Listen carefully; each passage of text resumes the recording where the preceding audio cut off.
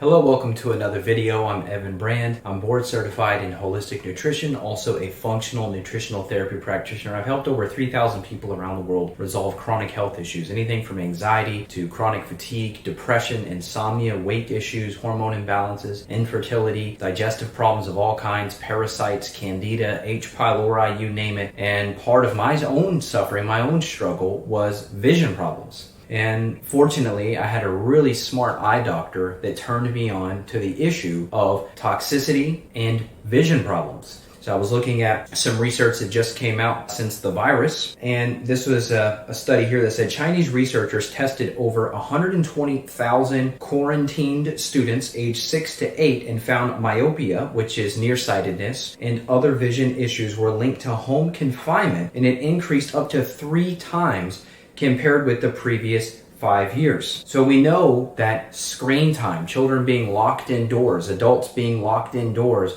looking at screens all day, it's a massive problem. And there was another paper that showed that just 76 minutes, so a little over an hour, 76 minutes per day was enough outdoor time to reduce myopia by 50%.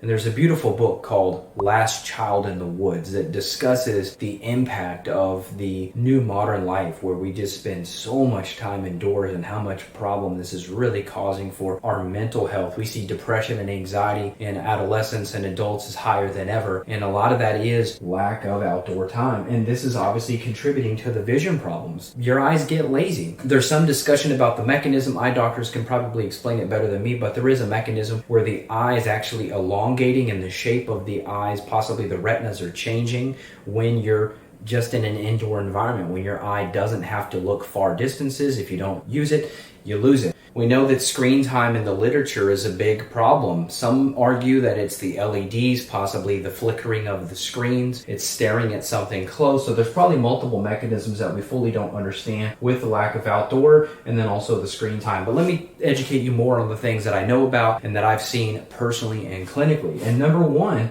for me was Lyme. So what was happening is I was having a lot of floaters in my vision, these little squiggly kind of fuzzy spots. If I would look at a blue sky, it would be frustrating because I would see all these little weird spots. And I thought, okay, guess I'm getting older. Maybe it's that. And so I go to the eye doctor. We do all these vision tests. He's got this big thing in front of me here. And by the time we're done, he says, man, your vision is perfect. It's 2020, maybe even 2015. Great job. I'm like, well, what's the explanation for this? Because if I'm driving, it's really distracting to have all this squiggly stuff. He said, well, have you ever looked into Lyme? And I thought, well, not recently. Let me take a look. Because I'd gotten 3 tick bites that last summer. So sure enough, I go and I run the test we use in the clinic. It's a urine test. And there it is, Lyme.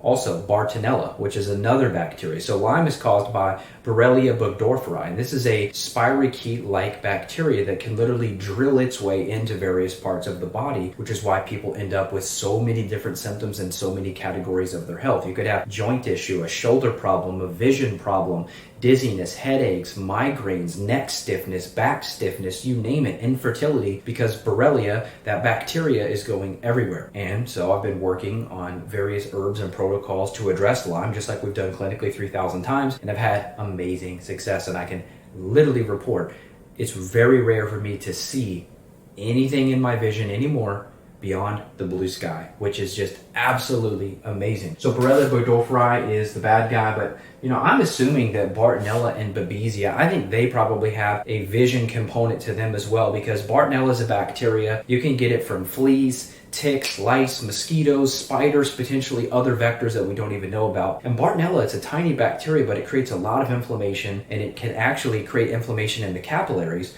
which affects blood flow. We know that it creates coagulability issues, meaning it can make your blood thicker. A lot of the time, this is found to cause cold hands, cold feet, cold nose, poor circulation, brain fog, anxiety, depression, and many other issues. I don't think it's a stretch to say that it could potentially be a factor in the vision problems as well, because I also have that infection. So Bartella, and then you also have Babesia, B-A-B, Bab for short.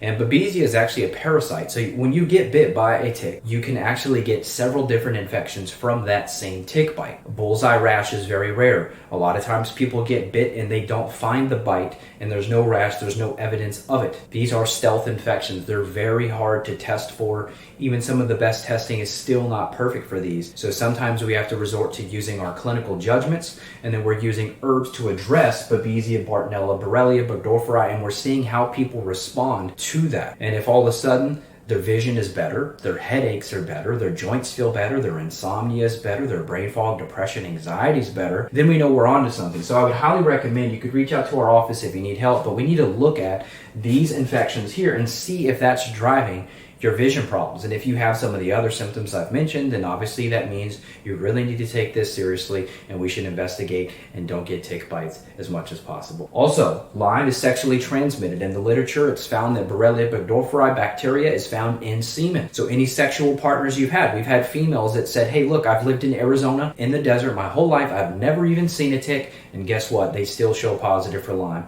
due to potential sexual transfer. So number 2 is mold and mycotoxins. So I talk about this a lot, and some people say, Evan, why is mold the only thing you talk about these days? And it's not. I talk about parasites and gut infections and all these other things. But what I found is that when you're exposed to a water-damaged building, this is as early as your preschool, your elementary, middle, high school, your college, your dorm, your frat house, any of the water-damaged buildings you've lived, worked, slept, vacationed in, etc., those water damaged buildings are emitting mycotoxins. These are breathable airborne toxins that massively affect the vision. And Dr. Richie Shoemaker, he's one of the original mold doctors who really coined a lot of the terms when it comes to CIRS, chronic inflammatory response syndrome, and a lot of the associated symptoms with mold toxicity. One of the ways he helps you to diagnose yourself is by using a VCS, a visual contrast sensitivity test. And I failed this test,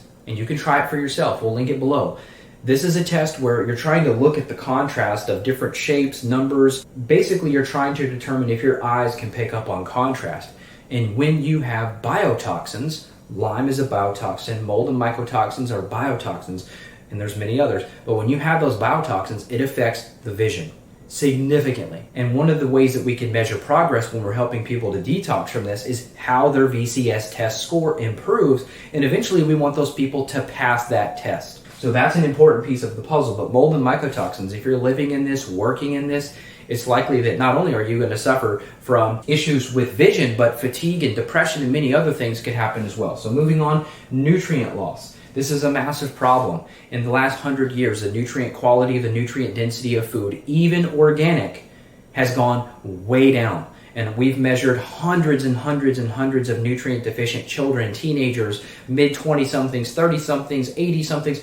Everyone across the board is nutrient deficient. So there are specific key nutrients and items that we add into protocol. We have specific eye nutrients, things like bilberry extract, B vitamins, methylated folate, vitamin C. There's a whole complex that we use. We can help you get some of that if you're interested, but this is kind of like our nutritional insurance policy for vision health and long-term eye health, especially with all the screens we're looking at. You're looking at a screen right now, and we don't even know the full long-term impact of LEDs and the flicker rate and how this is affecting our vision. There's so many new variables that we've never experienced in human history until the last literally 15 years, 20 years with the new screens that are in our face at a close distance. So who knows? Are we all going to be nearsighted? Well, recent estimates say that half of the world's population will have myopia and other vision issues by the year 2050. And it's my job to prevent that and try to help. I love having long-range vision. I love spotting a bald eagle from a mile away. And I want to maintain my eyes as long as possible. So this is Evan Brain signing out. We can do a part 2 on this. If you know a really good, more natural medicine, functional medicine eye doctor or practitioner, let me know in the comments below. Maybe we can do a collaboration interview together or a podcast on this topic, because this is just my limited research and knowledge and clinical experience, but I've learned enough to help my own vision, and I hope I can help yours too.